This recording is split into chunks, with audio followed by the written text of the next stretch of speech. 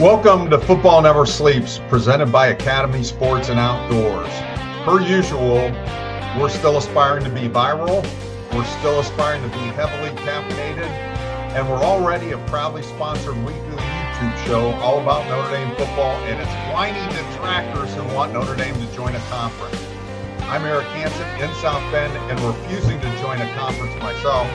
He's Tyler James in LaPorte, and ironically, I think he might be joining something as of Friday. Together we are the word salad avoiding content creators at blowout.com. On tonight's show, we'll give you all the latest news and injury updates on the number 9 Irish. We'll break down their Saturday matchup and number 23 Pittsburgh. And we'll examine their playoff path and some of the minutia that's kind of coming along with that. Your questions are never minutia, so start filling up the question portal. This is Football Never Sleeps.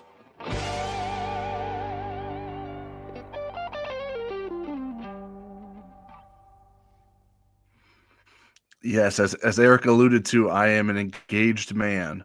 Thank you to Jeff for the congratulations, and not to Eric. Eric and I remain engaged.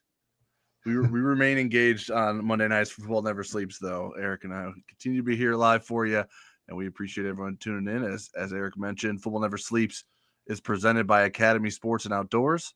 The most festive gear of the year is back at Academy Sports and Outdoors. Don't miss the limited edition Magellan Outdoor Christmas Market Collection, only at Academy. Get exclusive 2025 gear and gifts for all your holiday parties, fun family photos, and Christmas morning traditions. Check out the entire collection from matching PJs and holiday print fishing shirts and dresses to exclusive new Mossy Oak Snowdrift camo styles and more. Shop in-store or at academy.com. Need it fast? Get same-day delivery powered by DoorDash.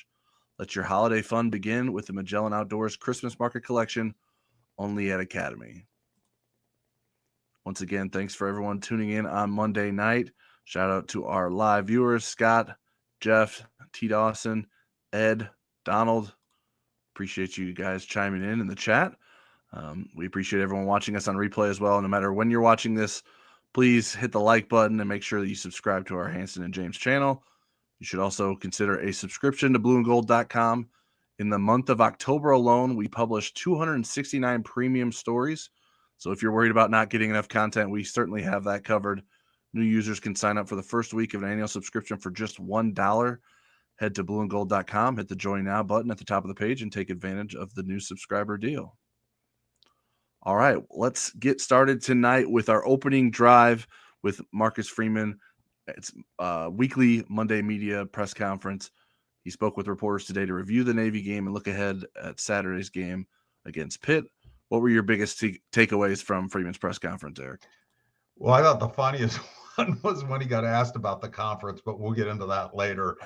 My biggest takeaways, were a couple of things that I asked him. I was really curious about how he thought Absher and Otting had played. This is going to be a big test for them with Pitt's front seven being as good a front seven as they've seen since the first couple games of the year. I also thought the concussion answer was interesting. They've kind of had a rash of concussions and how Notre Dame kind of looks at that. I thought maybe the most interesting thing was his assessment about CJ Carr and how he deals with teams that are loading the box against Notre Dame. Anytime that Marcus has had comments about CJ Carr, it feels fresh. It feels like there's always a new angle to it. And today just felt like a progression. So I was really interested in that answer. How about you? What'd you like? Yeah, you mentioned asking him about joining a conference. To me, like the overall sentiment was this was not the week to try to get Marcus Freeman off track. He was clearly locked in on what he wanted to say and the messages that he wanted to convey. He said he was focused on Pitt when asked about Notre Dame's independence. Meanwhile, Pat Narduzzi is talking about this game not being a must-win for Pittsburgh over to the east. So I think Freeman is very good at controlling his press conference messaging, which sometimes can make for less interesting content, but I think it challenges us as reporters to find interesting angles and ask better questions. And I think there was still plenty of good stuff from today, but I thought some of the line of questioning was a bit interesting, to say the least. Yeah, it was pretty funny at times. Let's get into the injury updates from today. Notre Dame's injury report included 6 players out for Saturday's game against Pittsburgh. 4 of them were expected to remain sidelined from previous injuries: Charles Jagusa, Gabriel Rubio, Billy Strouth, and Peter Jones. Notre Dame also added kicker Noah Burnett as out with a right hip injury after he was held out of the Navy game as a backup. The newest addition was defensive tackle Sean Sevillano Jr., who saw some action in the game on Saturday. The Irish also have 4 questionable players who didn't play against Navy: wide receivers Jaden Greathouse and Micah Gilbert, tight end Cooper Flanagan, and defensive tackle Donovan Heinisch. We'll see if any of those guys can get back onto the field this week. Perhaps the biggest injury news, though, Eric, was one player who was removed from the injury report, cornerback Christian Gray, who missed the last 2 games with a hip injury. How important is Gray's return for the Irish? Well, Notre Dame goes from playing the number 129 passing offense in the country to the number 10. And it's a big transition going from one to the other. But you look at Notre Dame's secondary and you have to go all the way back to Miami to when they had all these pieces together. Now, Tay Johnson wasn't a starter then, but Devontae Smith didn't play in the Texas A&M game. And you had Leonard Moore out for a while. You had Devontae Smith out a couple different times. Christian Gray's missed a couple of games. So you're going to have Notre Dame's secondary at full strength, and they've been rocketing up the pass efficiency defense chart, even playing some very good passing teams. They are 24th now. They were 103rd after the Purdue game. So they've made quite the improvement. So I think Christian Gray, given the fact that Pitt isn't just a one receiver team, that they do spread the ball around, I think Christian Gray is going to be a very important piece. And now you have some younger guys behind him who have rotated in, who now also have some experience. Yeah, Pitt's best receivers tend to play to the boundary. That's Kenny Johnson, or in the slot, and that's Raphael Williams Jr. But Kataris Hicks, who plays to the field a lot, has big play potential. He's averaging 18.6 yards per catch and has 4 touchdowns. So we'll see if Hicks is often targeted this week for Notre Dame, with Gray likely in coverage there. And I'm interested to see what Gray looks like after a couple weeks off. Like, how much has that helped, and how much maybe we'll learn how that was impacting him previously based on how he can play once he gets back out here this week. All right, let's hop into some of the questions from the chat. A couple of questions as it relates to my engagement. Ed said, "Did you get engaged at the stadium?" I did not. I got engaged on Friday. Had to make sure we were clear of all work responsibilities on Saturday before doing that. So it was not related to the game on Saturday. Jeff says, "A question on Cooper Flanagan. Since playing versus USC, we haven't seen him. Do you think he has re-injured his foot, or just isn't 100%, or they are redshirting him and saving him for the playoffs?" I asked Marcus Freeman about him. I want to say it was last Monday.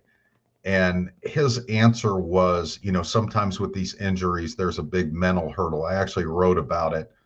So it was either last week or the week before. And he didn't indicate that there was a physical injury. Now, he's moved back and forth between out for the games, questionable, and so forth. When we were over at practice last Tuesday, he was not dressed for practice. So I don't think it's a matter of, hey, let's redshirt him and save him at this point. Notre Dame only has 3 regular season games left. He's only played in 1. So he could play in all these 3 remaining games if he were healthy, and still play in all the playoff games and still redshirt. So it's not a priority. They would love to get him involved, but they're being very careful. Again, he was very aggressive in terms of a timeline and coming back from an Achilles injury. So I think they're just being careful too with both the physical and mental parts of it. Yeah, and if he's able to go, I think that he brings value to Notre Dame's offense, and I think can, especially this week against a Pittsburgh run defense that is pretty good. So I think if both he feels good and Notre Dame feels good about where he's at, I think this makes a lot of sense for him to get back out there. T. Dawson says Boubacar Traore did not play a single down versus Navy. Marcus Freeman said it was because of the triple option was not his strong point. Come on, if Armel Mukum can get playing time, why can't Traore? Must be something else. Marcus Freeman's been a straight shooter with us. It wasn't an injury. I mean, he was sliding in the snow on his belly button after the game and doing snow angels and stuff.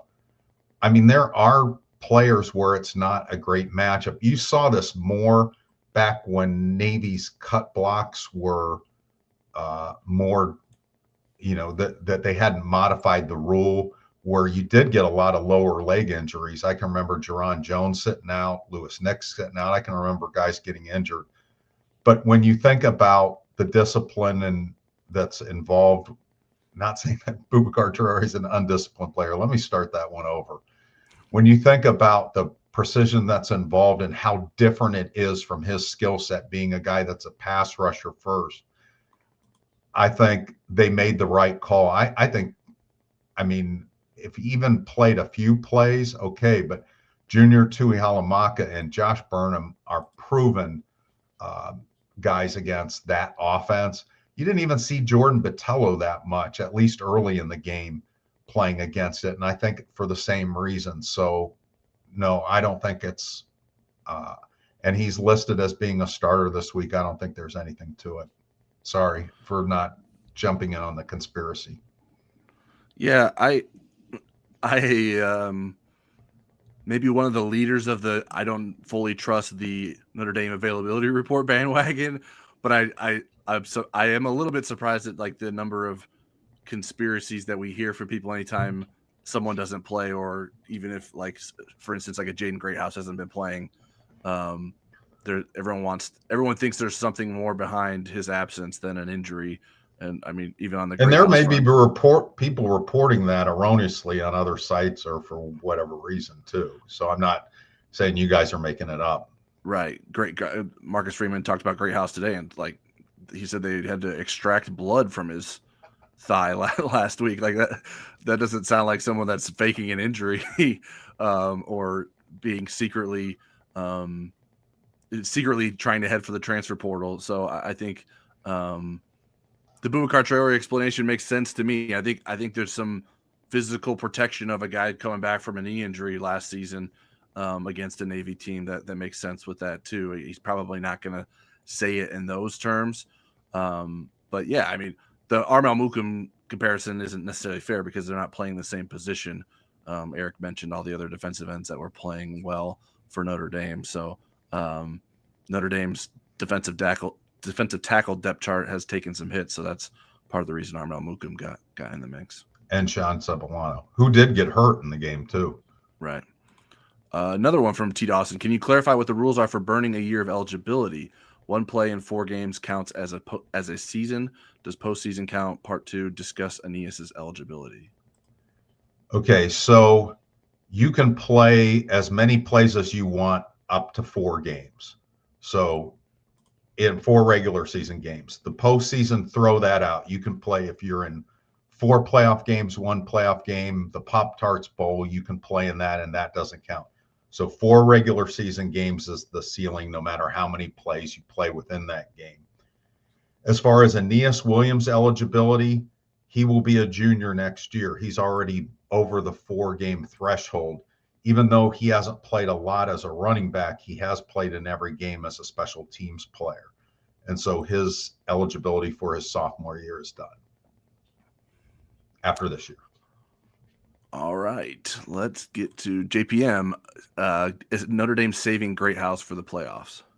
I don't think so, and I don't know why they would do that. This Greathouse thing is definitely very, very interesting from the standpoint of how much life it gets. And I think that is a smart question. I mean, that's one that's not conspiracy driven. Are they just trying to make sure that he's 100% healthy? For me, I think where it's deceptive for fans, they look at and say, well, he's questionable. It would seem like at some point he's going to be probable and play rather than just ruling him out for these many games. I do know this, and talking to people in and around the Goog, they have plans for him when he's healthy. They have some things where they feel like he can help them in the red zone. So they're eager to get him back, but they're not going to rush him back at the risk of making the injury worse, especially given after this week it'll be Syracuse and Stanford, and the way Will Pauling has played in his place doing that slot receiver thing full time. There's just no reason to rush him back. Yeah, I'm sure the reality of Notre Dame having a potential playoff run ahead of it influences the decision to not rush him back, right? Like if Notre Dame didn't think he could be playing multiple games after November, maybe it's not as careful with a guy coming back from an injury that can be re-aggravated pretty quickly. Devontae Smith spoke after the game about how he had an ankle injury and he re-aggravated it, and it really set him back. And he hasn't been able to play consistently this season. So Notre Dame's played well Saturday, though. A different injury with Jaden Greathouse, and he's dealt with hamstring issues before. And so they have to sort of figure out the right way to proceed with him. And we'll see what that entails. Is it possible he doesn't play the rest of the regular season? Sure. I think that's possible. There would be an added benefit of him maintaining a year of eligibility if that were the case. And so maybe that plays a role in what Notre Dame wants to do too. All right. Shepard says, it seems to me that noon kickoff helps Notre Dame because the team does not need to wait around all day burning energy waiting to play. What do you think? Why don't you go first on that? I don't really have an opinion on it. That's a good question. It's just, they're not in control of the kickoff times. I'll go ahead and go first. I mean, the thing about it is Notre Dame's sports science team does a great job in coming up with routines for different times of the day, for a night game, for an afternoon game, for a noon game. Given the fact that it's in the same time zone, it's not a very long flight over to Pittsburgh. You're there, they're going to be there on Friday. We've talked to players before, former players, and they do say that the night games are harder to not get antsy for, that you'd rather play a day game. I know the media loves noon games, but no, you weren't asking that. Yeah, I think the way it helps Notre Dame in the most is just that the crowd is maybe more or less antifreeze. Yeah, less drunk at noon than maybe they would be for a night game. Otherwise, I'm not sure that it as long as you approach it the right way and you have a plan for it, because it is different in terms of Notre Dame doesn't play at noon very often, but Notre Dame's plan of attack at Arkansas seemed to work pretty well. And so they'll stick with that this week going over to Pittsburgh. And I don't think the kickoff time should have a very big impact on the game. Scott Fegan says, do you see Mike Denbrock creating a more pass-first playbook against Pitt? Everyone is throwing 8 or 9 on the line to stop our run. I think that would create more success for the run. I don't know that he wants pass first. I think what he wants is, let's see what the alignment is. Let's be smart about what they're trying to do. I mean, what Mike Denbrock has is something he didn't have last year, and that's a quarterback that can both diagnose what's going on in the front seven, which Riley Leonard could, but also has the savvy and the arm to throw deep consistently and defeat that kind of defense. And I think in the last 2 weeks, those two teams have taken let's throw a lot of resources at the run and take our chances with CJ Carr. And he was better against Navy than he was against Boston College. And that's quite a weapon. It's going to be really interesting to see how it plays out against Pittsburgh. NC State did it pretty successfully against them. The only problem was NC State couldn't play defense against them. But NC State ran the ball against Pitt, which a lot of people don't do. They put up a lot of yards. They put up 34 points. So that's unusual that a team could do that. And I think there's a lot of clues in the NC State film. But they didn't abandon the run. They were able to do both because C.J. Bailey was able to beat them deep. And it caused Pitt to say, okay, what are we going to do here? So, again, Notre Dame's not going to abandon the run, not when you have Jeremiah Love and Jadarian Price, but they're just going to be smart about what they're saying on defense and then attacking that look. Yeah, I mean, I could see them coming out with a similar sort of mindset that they did against Boston College. It didn't work on the first couple of drives against Boston College as well as Notre Dame would have liked to, but they came out throwing the football because Boston College was putting 8 guys in the box. And so I would imagine Notre Dame will be prepared to do that if Pittsburgh comes out with a defensive look like that. But again, I think the script will include running plays too, because they know, and maybe it's not a run. Maybe it's just get the ball to Jeremiah Love in the flat real quick and get the ball into its running back's hands, because those guys can impact the game and change the way that defenses play you. Tyler, were you at the 2015 game at Pittsburgh? That was the Will Fuller game, correct? Yeah. Yes, I was there for that. Yeah. So we saw that movie before when Pat Narduzzi didn't come out of that, where he said, you know what, we're just going to single cover Will Fuller on the outside. And it was the Will Fuller show all day long. But I don't think that that's going to be their approach. If it is, it'll be a high scoring game. All right. Beefeater says, Eric, great to meet you on Friday. I got a story about the parachute jump for you. We just got home after a whole bunch of canceled flights and a 13-hour drive in the snow. That does not sound fun. Oh, gosh. Beefeater and his son, Mikey, came up to the game, and it was so much fun spending some time with them. I actually saw the parachute video. I'm going to post it on our board. They had a camera with one of the parachute people, and he was they had trouble getting flights to South Bend. And it looks like they had more trouble getting home from South Bend, but glad you're safe, and we'll have to catch up soon, Beefeater. All right. And thank you for dinner and the beer. So you heard him, folks. All you got to do is treat Eric to dinner and a beer, and you can meet the one and only Eric Hansen. Just come to South Bend and wine and dine him. All right. A few of the questions we have are about Pittsburgh.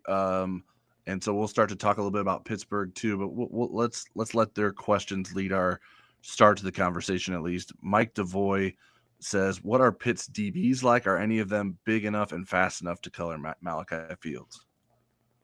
I think their DBs are decent. I think they're put at a disadvantage a lot by Pat Narduzzi's philosophy, and his philosophy's worked for him. I mean, he's been there for 11 years. That's a long time to be at Pittsburgh.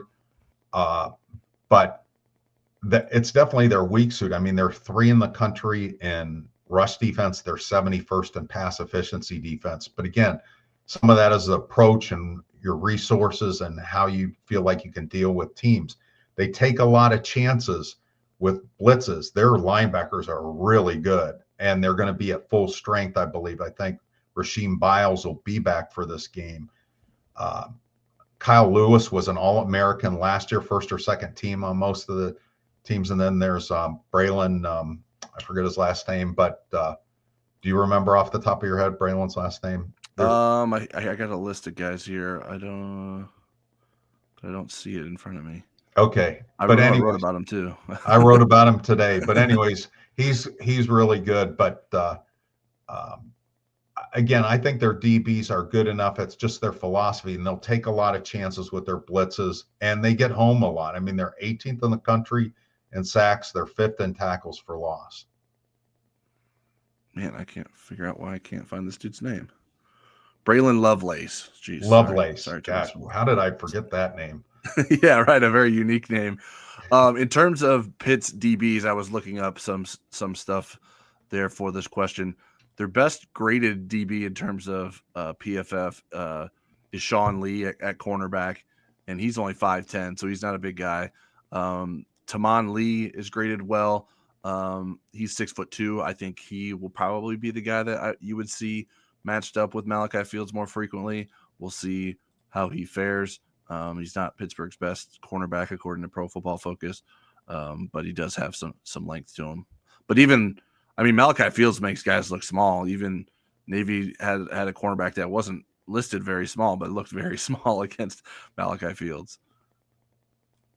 Ed Straub says, what is Notre Dame's number one concern from Pittsburgh this week? If they pull off the upset, what would it look like? If Pittsburgh pulled off the upset, what would it look like? It would be Pittsburgh owning the line of scrimmage on when they were on defense and giving, not giving CJ Carr enough time to throw the ball when Notre Dame would be trying to defeat their run defense and their run first philosophy. On the other side of the ball, Pitt is a really interesting team, and this is where Notre Dame's defensive front comes into it. Pitt is the number 6 scoring team in the country in spite of themselves. They're one of the worst teams in turnovers, turnovers lost. They're one of the worst teams in protecting their quarterback. They're not a very good running team. They're, below the middle of the pack in terms of rushing offense. But they have this magical freshman quarterback, Mason Heinschel, who comes up with these big moments, and he is not afraid of anything, and they get a lot of confidence from the way he plays. So Notre Dame putting a pressure on him is going to be a big key to Notre Dame winning this game. If Heinschel can go crazy and do his magic, and if the front 7 dominates Notre Dame's offensive line, then that's a recipe for a Pitt upset.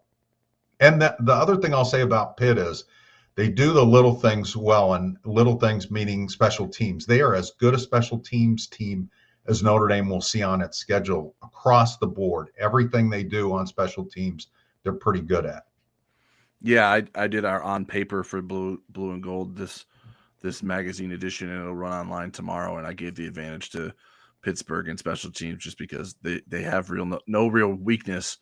Like Notre Dame has a pretty good special teams outside of its kicking game. Like the punt unit has been great, kick returns are great, punt blocks from time to time, but Pittsburgh doesn't really have a weakness there. So this is the rare occasion where Notre Dame goes into a game maybe not with the better special teams unit, although obviously everyone's been concerned about Notre Dame's kicking game as of late, and rightfully so. Maybe that's something that goes right. Like maybe Notre Dame misses a field goal or two and wastes a possession. Pittsburgh doesn't turn the ball over, forces Notre Dame into some turnovers. And then I think if Notre Dame is unable to take advantage of Pittsburgh's secondary, I think that may be a bad sign for Notre Dame. I think that's somewhere that Notre Dame needs to win to guarantee success. Now maybe Notre Dame just runs all over Pitt. I'm not necessarily expecting that to be the case, but Notre Dame certainly has the running back talent to do that. Pitt is number 1 in the country in yards per carry allowed at 2.39. They just allowed -10 to Stanford. Now, I will say this. There's been 3 teams that have had some success against them running the ball. I mentioned NC State. West Virginia and Florida State were the others. They were all around 150 or a little bit more than that. So some teams have been able to crack through, but not very often. T. Dawson says, I'm happy for Ty Washington for scoring his first touchdown, but noticed his blocking on other plays being pretty bad. Did you see the same thing? I didn't do a film study of him. I have not been impressed with his blocking when I have watched him. I didn't watch him closely in the Navy game. I think that's one of the reasons Notre Dame is eager for Cooper Flanagan to get healthy and eager for James Flanagan to start to get more reps. But happy for Ty Washington, he got the touchdown. Yeah, even on the Jeremiah Love roll over on someone's belly play where he got up and ran for a touchdown. Either Ty Washington messed it up or Eli Raritan. The guy went right between those two. I don't know for certain what the blocking assignment was supposed to be, but that's where the free defender initially came from that made him spin away from one and then have to do the rest after that. That has been my qualm with Ty Washington this season, is that he hasn't been much of a threat in the receiving game, which I think can be acceptable as a number 2 tight end, but I'm not sure that his blocking has been as good as you would want it to be, especially when Notre Dame will play in 12 personnel from time to time. Like, to me, it felt like anytime Notre Dame put 12 personnel on the field against Navy, they weren't fully taking advantage of the athletic advantage that Notre Dame could have with 3 receivers on the field. And so that's something that Notre Dame will have to consider going into this game. But does Ty Washington give you enough help as an extra tight end blocking, or is it better to spread the field and get test Pittsburgh and make sure that they're respecting someone in the slot like Will Pauling? All right. Irish fan 44 said, yeah, the Navy game was fun to watch from the confines of my living room. So what can you tell us about Pitt other than that their coach doesn't like Notre Dame? Besides what we've said to this point, I'm not sure. I thought we covered pretty good. And you probably sent the question before we went through breakdown. But again, a pass-heavy offense, really good freshman quarterback, Heinzel for Heisman. Their offensive line does not protect him and didn't protect Eli Holstein very well. He's a little bit more nimble on his feet than Holstein in terms of getting out of quandaries and maybe scrambling for some positive yards. But, I mean, they still sack him a lot. Again, they turn the ball over a lot. They're just kind of a weird team in that they seem to be able to overcome a lot of really bad things that their offense does and come out the other side with a lot of points. I don't think they've seen a defense like Notre Dame, and they're really going to have 3 very difficult games that'll test them like they haven't been tested this year, and that's Notre Dame, Georgia Tech, and Miami. Those are their last 3 games. So we'll get a real sense of who Pitt and what they are beyond their very good front 7. Yeah, sorry for throwing this one on your lap. I was figured it was a catch-all. I had some stuff I could share that I hadn't gotten into, so I know we've talked a lot about Pittsburgh already. I was going to highlight PFF really likes Pitt's defense. It has a defensive grade of 92.5, which is tied for 11th in the country. Its tackling grade is 5th in the country at 90.8. Its run defense grade of 94.2 is 2nd in the country. So it's less confident in Pittsburgh's coverage. That's ranked 29th, and pass rush is ranked 48th. So I know you can take or leave what PFF in certain instances there, but I figured I would share that with folks. Other thing I learned was that according to Sports Info Solutions, Pittsburgh is a zone-heavy team this season. 194 of the pass attempts thrown against Pittsburgh have come with Pittsburgh in a zone of some kind compared to just 36 attempts in man. So it'll be interesting to see what Pat Narduzzi does against Notre Dame in terms of how that can impact what Notre Dame wants to do with its offense and where it can expose the Pittsburgh defense. All right. Justin Endy Sniper says, if Greathouse is unable to play against Pitt, doesn't it seem like redshirting would be the best option for him? He could still play in the playoff, and we aren't likely to need him versus Stanford. Where I think that's a great question. Where I don't think it makes sense for him is that when we were talking to Dane Brugler, who's the draft analyst for At The Athletic, going into this season, if you said Jeremiah Love was the number 1 prospect on Notre Dame's roster that's draft eligible, Jaden Greathouse was number 2 going into the season. So I don't know that he would be a 5-year guy necessarily. So I don't know that he would prioritize that. That's where I think he might just say, look, play me if I can help the team.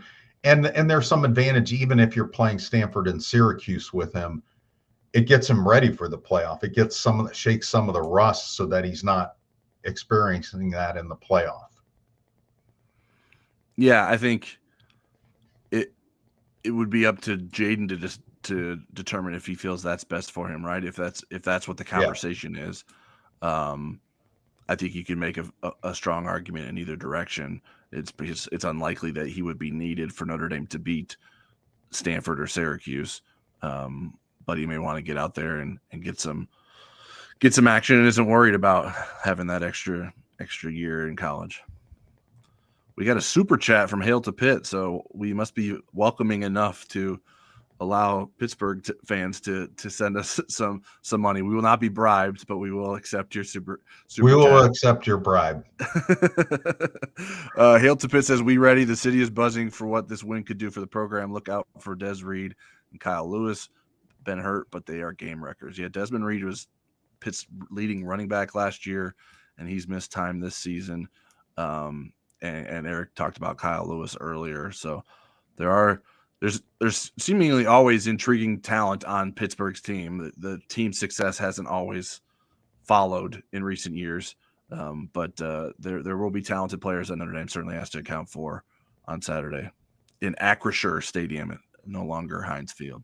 Yeah, and there was one year we went to a Pitt game that was pretty big over there, and all it was when we were milling around, it was all Steelers. You couldn't find Pitt souvenirs. It was, and Bob Winicky, who worked with us at the time, actually bought me a recording of the song that we heard the whole time for hours on end. Pittsburgh's going to the Super Bowl. Here we go. Were you there for that? I don't think so. I don't remember that. I'm not even sure I've heard that song, but that might be a good thing. I still have the CD somewhere. Oh, I thought this was a funny comment. Narduzzi scores a Brian Kelly level of unlikability. What's funny is Brian Kelly beat Pat Narduzzi out for the UC job in 2006 or whenever it was, right before he came to Notre Dame for that job that he was there for 3 years. Yeah, for 2006 season. Those were the two finalists. Yeah, for whatever reason, Pat Narduzzi has a knack for stepping in it, like just saying things. It's like what his comments today about Notre Dame not being a must-win game for Pitt is just like, okay, yes, literally your season is still going to be alive after this weekend, but why would you treat the game like that going into it? And how is that motivating to your players to say, you know what, this game doesn't really matter, we can still win the ACC? That's something you say after the game when you lose, not something on Monday before to start game week. Talk about motivational. Those were interesting comments. And at first I was like, wait a minute, is this parody? Is this real? And sure enough, I referenced on paper earlier, I wrote in it in like the coaching section that Pat Narduzzi is liable to say something that'll turn into bulletin board material. And sure enough, by Monday, it had already happened. Scott Fegan says, does Boubacar Traore lead the pass rush against Pitt, or do you see Kingston Viliamu-Asa or someone else? I mean, Notre Dame has been really good about bringing pressures from different spots, finding the weaknesses in offensive fronts. Again, when you're in the bottom 10 in terms of protecting your quarterback, I think there's leaks in different places. I'd see Boubacar having a good game, but I could see the linebackers also doing some damage against Pittsburgh. Again, you're going against a freshman quarterback, so you want to show him a lot of different looks and bring the pressures from different places. Yeah, I haven't done the updated math. I think both of the sacks, or no, it was one was Auburn. So I think it's 10 of the last 19 sacks for Notre Dame have come from linebackers. So the linebackers have played a significant role in the improved pass rush for Notre Dame this season. That helps. The linebackers are helped by the fact that sometimes they're asked to basically play defensive line in pass rush situations, particularly Kingston Viliamu-Asa and Jalen Sneed. But yeah, the linebackers will be important. Traore is the guy that you feel the most confident in terms of creating pass rush on his own, right? He doesn't need help in beating a tackle around the edge. So I think that's who you would feel the most confident in going into the game. But certainly Kingston Viliamu-Asa, Jalen Sneed, even Drake Bowen is good up the middle in terms of being a pass rusher and creating pressure. Justin Endy Sniper says, how much chaos are we about to see in regard to ranked teams losing in playoff rankings over the next 3 weeks? It's a good way to head us into some playoff resume talk. Yeah, I mean, just given what almost happened in Happy Valley and what did happen at the top of the ACC standings, I'd say get ready for that, because there are some big games that are going to separate some teams. Like you have Georgia and Texas, for example, playing, and you have Alabama and Oklahoma playing coming up, and you have in a couple of weeks you have USC and Oregon. So there's a lot of big games, but I know what you're talking about is the unexpected, like could Mississippi State win the Egg Bowl over Ole Miss at the end of the season? I think we're still going to see some of those games, and Notre Dame has to be careful that they're not one of them. But that's one of the things that I really liked about Saturday night's game was how Notre Dame and its coach, Marcus Freeman, were in this attacking mentality. They're not just like, hey, let's not screw this up. It's let's go get it. Let's go get it. And I like that mindset. Yeah, and I think this is a little bit of a tangent, but I think folks who were against the college football playoff expanding felt that it would take away the meaning of the regular season.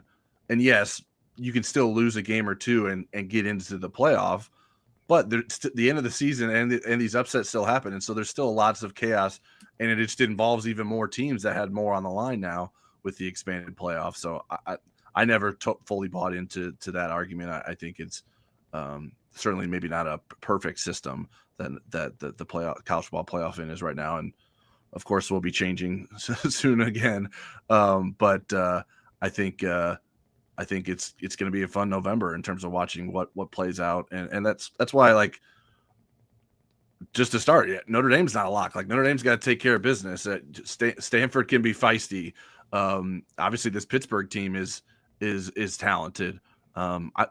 Losing to Syracuse at home would be probably the most shocking result of any of those three games potentially. But I think across college football, we'll probably see some losses that you weren't expecting, and then obviously plenty of those big games that you referenced too. Yeah, the thing to remember is Ohio State and Notre Dame, both of them would have been left out of a 4-team playoff last year. They would not have made the playoff field with a 4-team playoff. The other thing that's kind of funny is listening to the radio sometimes. There was a national show on, and poor Texas Tech beat writer, this host was trying to beat him into saying Texas Tech could throw up on itself from here on out and they'd be in the playoff. I don't think that's the case. They might be able to lose the Big 12 championship game and get in. But if they lose before that, I don't think they are in. Yeah. Oh, happy birthday in advance to Eric Swope. He says, hope to celebrate my 57th birthday next Saturday with an Irish victory over Pittsburgh. We hope you get to enjoy a happy celebration as well, Eric. Happy birthday, Eric, and happy birthday to two of my grandkids who share the same birthday today, Gemma, who turns 7, and Liam, who turns 14. And both of them have called me during the show, so they're not watching it. Well, I'll cut up a little clip for you that you can send it to them and tell them that I said happy birthday to them. That's what we were busy doing, wishing them a happy birthday on YouTube. Liam left a message at least. Gemma just hung up. All right. Well, I wanted to talk a little bit about Notre Dame's playoff resume, and it's obviously relevant every Monday going into a Tuesday rankings update.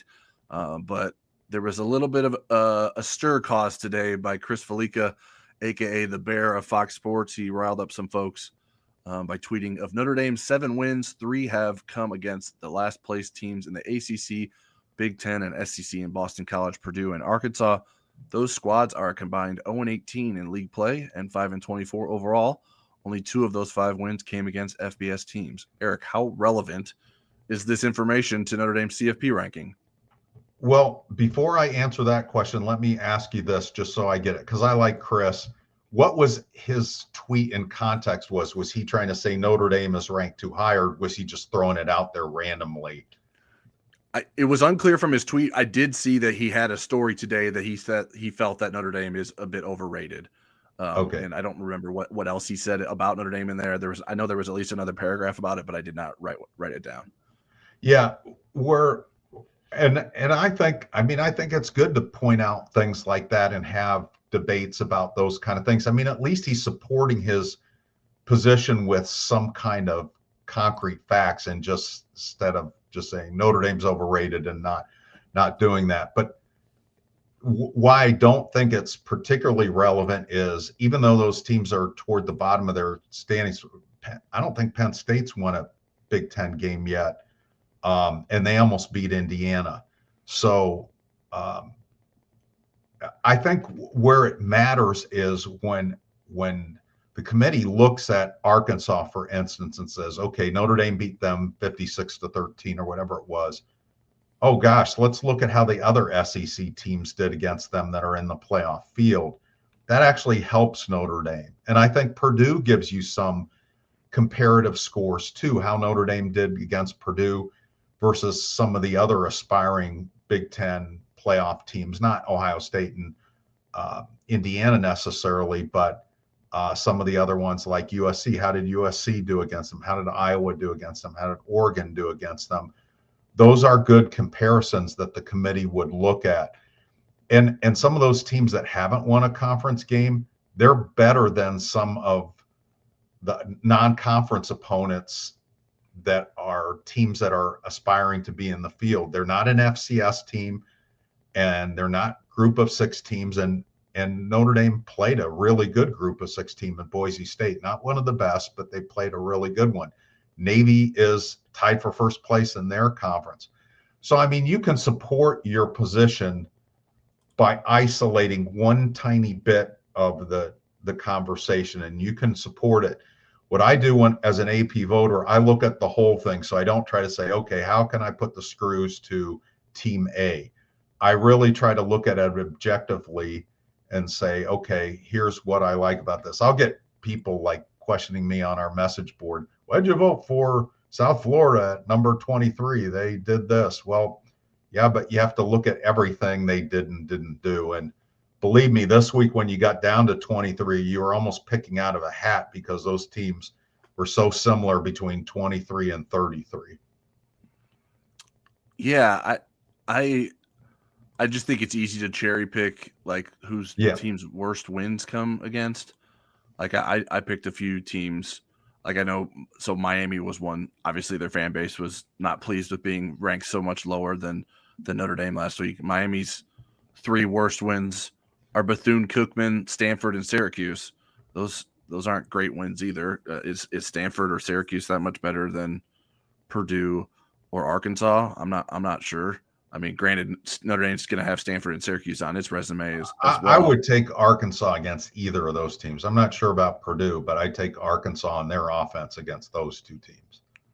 BYU fans were chirping at Notre Dame fans last week. BYU's worst 3 wins: Portland State, Stanford, and Colorado. Colorado's terrible, and obviously Stanford will be a shared opponent with Notre Dame. Even Ohio State's worst wins, which no one's questioning how good Ohio State is: Grambling, State, Ohio, and Purdue. Like those aren't good teams, but Ohio State's obviously won all of its games, and so that's obviously the clear differentiator between it and Notre Dame. But I'm just not sure that you should be judged by who your worst wins are. Like it just seems like very far down the list in terms of your resume, in my opinion. Well, and if you took Arkansas and put them into Arkansas State's conference, they may be undefeated in that conference. So, I mean, they haven't won a lot of games, but I'll tell you what, they've thrown a scare in a lot of teams, and I'm really curious how they're going to do when they play Texas. Yeah, and they didn't throw a scare into Notre Dame. Notre Dame handled Arkansas with ease, and got Sam Pittman out of Arkansas. Jeff Stevens says, guess for the guest picker at the game this week. Oh gosh, the Primanti brothers, owner of Primanti Brothers. I would love to see Hugh Green if he's still with us. He was back in the day. He was a guy that I really wanted to win the Heisman when I didn't have a Heisman vote. I wasn't a sports writer yet, but I just thought he was an amazing defensive end, and he finished second way back. I think it was 79. So that was 5 years before I started voting.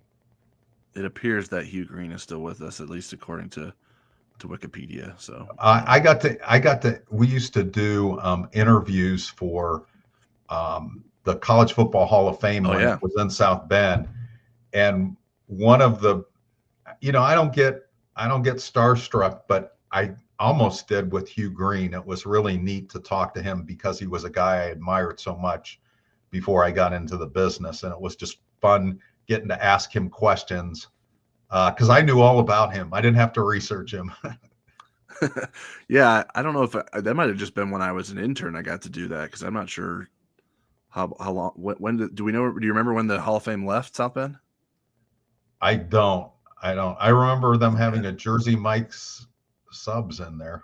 Yeah. Because I talked to Thurman Thomas for that. I talked to Jay Novacek. I enjoyed doing that as well.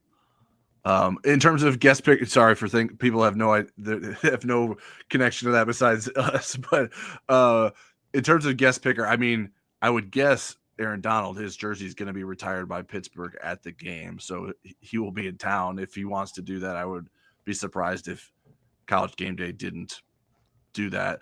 I saw someone on the board, on the loose emoji board, mention Larry Fitzgerald, and I think some folks in the chat have said that too. That would be pretty fun, considering Larry went to Pitt and his son is committed to go to Notre Dame. That would be kind of funny, but I can imagine him not wanting to do that because of his future connection to the Notre Dame program. So Charlie Weiss's first game was as the Weiss era was at Pitt, and they brought in all the big names for that. Now, it wasn't a game day game, but they did bring a lot of big names in there to scare Charlie, and it didn't work.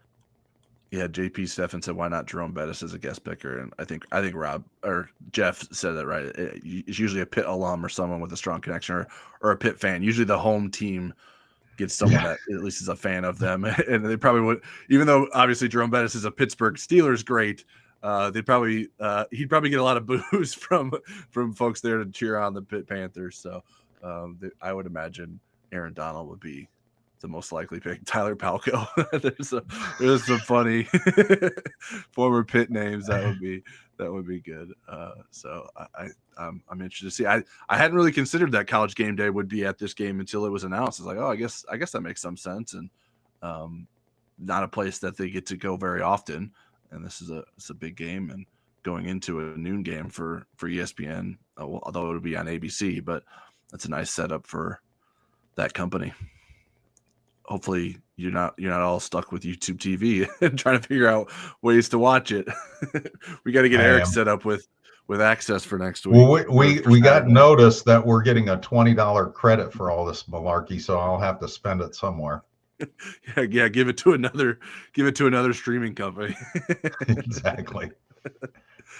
In terms of Notre Dame's CFP resume, what does Notre Dame need to do on the field beyond obviously winning games?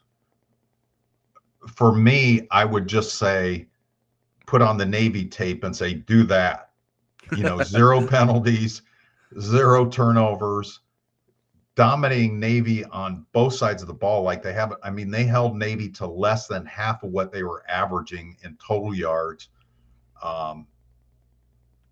The lowest total they've had in passing yards. Now, they didn't have Blake Horvath, their number one quarterback, but they did beat a Navy team with him last year by a considerable amount of points. I think it was 37. But there was so much to like about that Notre Dame victory. The Boston College game is what you don't want to put on your resume. You want that to look like an outlier. You want the Navy game. That's how you need to beat teams that you're heavily favored.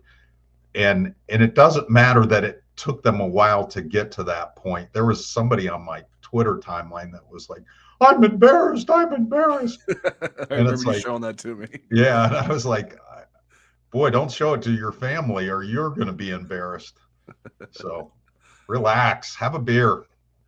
Yeah. Playing with game control, sort of getting ahead and staying ahead, continuing to be explosive on offense, forcing turnovers on defense. I'm not sure the kicking game will be held against Notre Dame in any way in terms of resume, but I think it would be valuable to shore that up and make sure that Notre Dame appears to have some reliability there with Eric Schmidt being tabbed as the starter for, I guess we'll see how long, but for the foreseeable future, at least going into Saturday. Are we sure Brandon Aubrey didn't sneak into Eric Schmidt's uniform because he was at the game on Saturday? They introduced him. Okay, go put number 18 on. Joseph Barrett says, Eric, any comments on Brian Kelly's buyout situation? He has rejected multiple offers from LSU. Well, I hope if he comes to South Bend, he buys me lunch then, because he'll have more money than me. I don't think that that's the wrong thing to do. I mean, his money was guaranteed, and so I don't begrudge him for that. Yeah, I mean, LSU signed that contract, so like I wouldn't take less unless forced to either. I'm not sure why. I do think there's offset with his, so if he gets another job, that goes against what LSU owes him, unlike with Charlie Weiss. And I'm not docking Charlie Weiss or saying he's selfish, but there was no offset, so Charlie could get another job and still be paid by Notre Dame. Brian Kelly's, I believe, has an offset, and so if he gets another job, he'll get paid, and that'll come off what LSU owes him. Yeah, and maybe he doesn't want another job too, and that would be even more reason to make sure you get all the money that was promised to you. We don't know the answer to that for sure, but random question here from Chris W. How did IU get to be so good? Well, I think you have to give Curt Cignetti some credit there. I mean, he was really good at James Madison, and he brought a lot of those guys with him, and he won big at James Madison on the group of 6 level. And IU has been really good about giving him the resources to be good. And he's, I think, a really smart X's and O's guy. I think he's really good at evaluating talent. They've done very well with the portal. I know they have a couple of Notre Dame guys on there with Pat Coogan and Holden Stays, and maybe there's more than I'm forgetting. Where I think that, you know, if we were next door neighbors and he said, Eric, what could I do better? I'd say tone down the Google me stuff at this point. I mean, act like you've been there a little bit. But other than that, I mean, I give him his credit. He's a very good football coach. And I used to cover IU early in my career, and it's a hard place to win. So kudos to him. I don't know if you saw the comment from JP on the screen. IU being good, Google it. I hope that was in reference to Curt Cignetti, because I thought that was a pretty good line. Yeah, that was a great line. Yeah,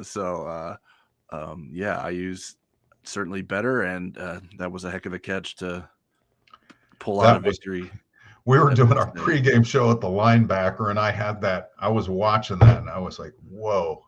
And that quarterback is impressive. Again, that's a portal quarterback, Mendoza from Cal. He was really good at Cal.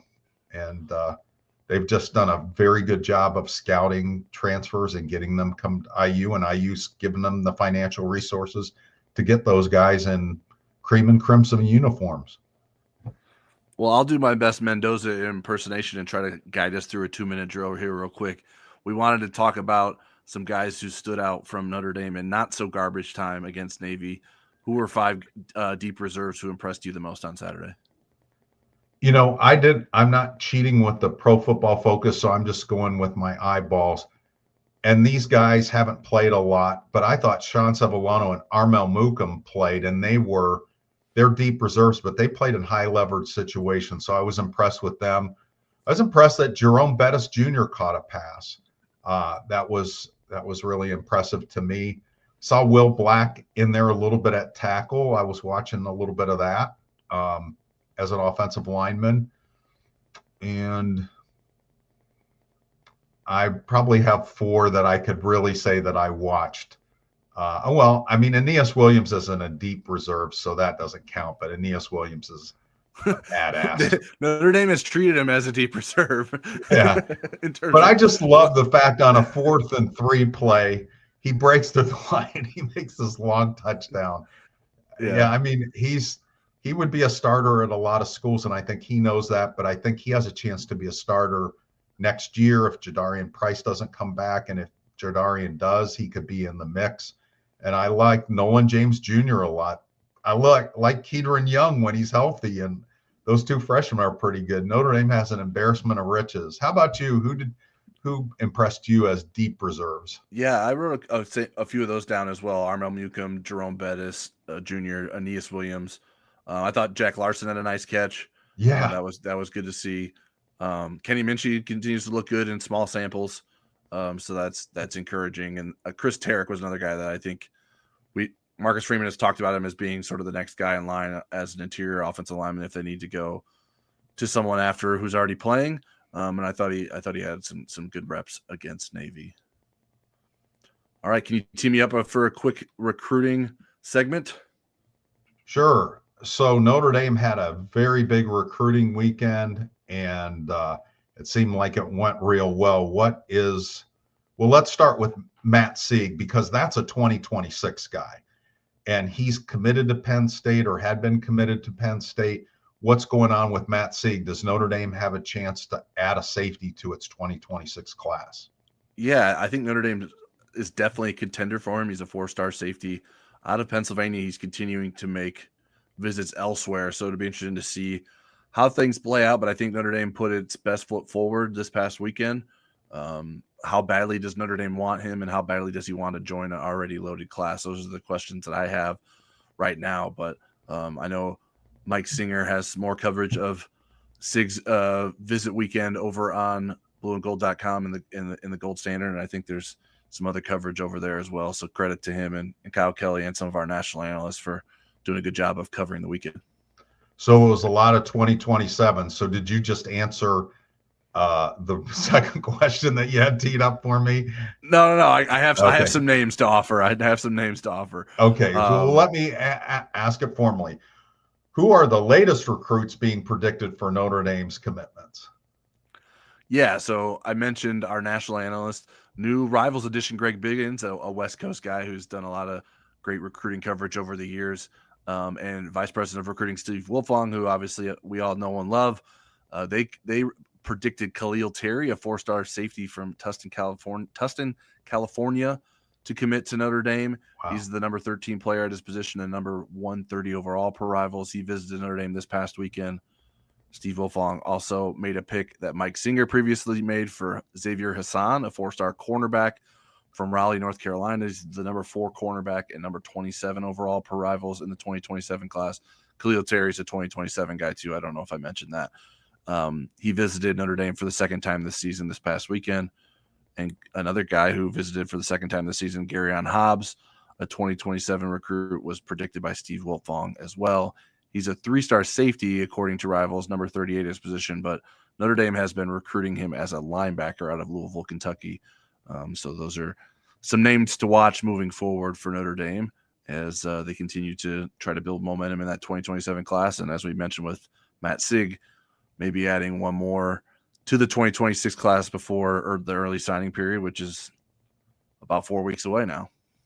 And I'll answer a recruiting question from Chris. I love working with Mike Singer and the crew.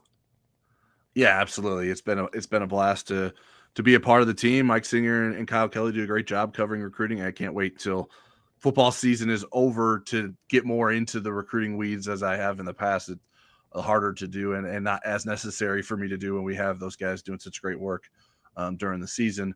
But yeah, I think they do a great job, and we appreciate working alongside them. And it's been a great season. I mentioned earlier at the top of the show, we had 269 premium content articles produced at blueandgold.com in the month of October. So if you're not subscribed to us over there, you're missing out.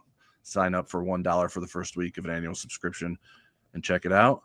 That'll do it for us here tonight on Football Never Sleeps. I think Eric will be on the live Blue and Gold show tomorrow night after the college football playoff rankings release. 7:15. We'll have a Third and Gold podcast later in the week as well, and plenty more coverage at blueandgold.com. So everyone, thanks for joining us and enjoy your week.